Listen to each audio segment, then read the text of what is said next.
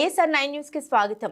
నందిగామ నియోజకవర్గ ప్రజలారా ఒకసారి నందిగామ ఎమ్మెల్యేగా అవకాశం ఇవ్వండి. ప్రతి కుటుంబాన్ని వైద్యపరంగా, విద్యాపరంగా, న్యాయపరంగా ఆదుకుంటామన్నారు. అండగా ఉంటామన్నారు. జై భీమ్ శ్రీనివాస్.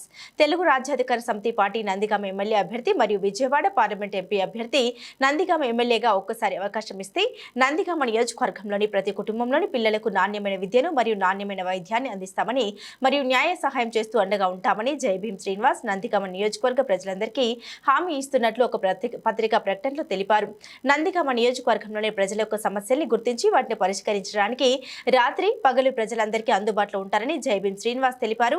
జై భీమ్ శ్రీనివాస్ అనే వ్యక్తి నందిగామ ఎమ్మెల్యే అయితే మీ ఇంట్లో సొంత వ్యక్తి ఎమ్మెల్యే అయినట్లుగా గుర్తించాలి, గమనించాలని ప్రజలందరినీ జై భీమ్ శ్రీనివాస్ ప్రార్థించారు. వచ్చే అసెంబ్లీ పార్లమెంట్ ఎలక్షన్స్ లో ప్రజలందరూ రబ్బర్ స్టాంపు గుర్తుపై ఓటు వేసి అఖండ విజయాన్ని చేకూర్చవలసిన ప్రజలందరినీ జై భీమ్ శ్రీనివాస్ కోరారు. నా పేరు జై భీమ్ శ్రీనివాస్.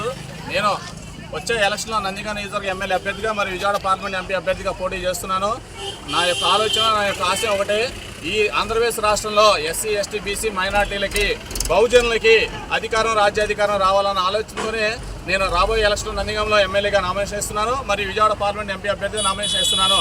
మా యొక్క ఆలోచన, మా యొక్క ఆశయం ఒకటే, అధికారం, రాజ్యాధికారం మా బహుజనులకు రావాలి, మా ఎస్సీలకు రావాలి, మా ఎస్టీలకు రావాలి, మా బీసీలకు రావాలి, మా మైనార్టీ సోదరులకు రావాలి అన్న ఉద్దేశంతోనే జరగబోయే ఎలక్షన్లో నామినేషన్ ఇస్తున్నాను.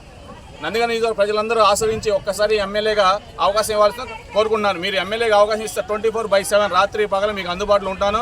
నందిగామ నియోజకవర్గంలో ప్రతి కుటుంబానికి వైద్యపరంగా, విద్యాపరంగా మరియు ఆర్థిక పరంగా, సామాజికంగా అన్ని రకాలుగా ఆదుకుంటానని నేను తెలియజేస్తున్నాను. ఒక్కసారి నా గుర్తు కేంద్ర ఎలక్షన్ కమిషన్ వారు నాకు రాష్ట్ర వ్యాప్తంగా కేటాయించిన గుర్తు రబ్బర్ స్టాంప్ గుర్తు.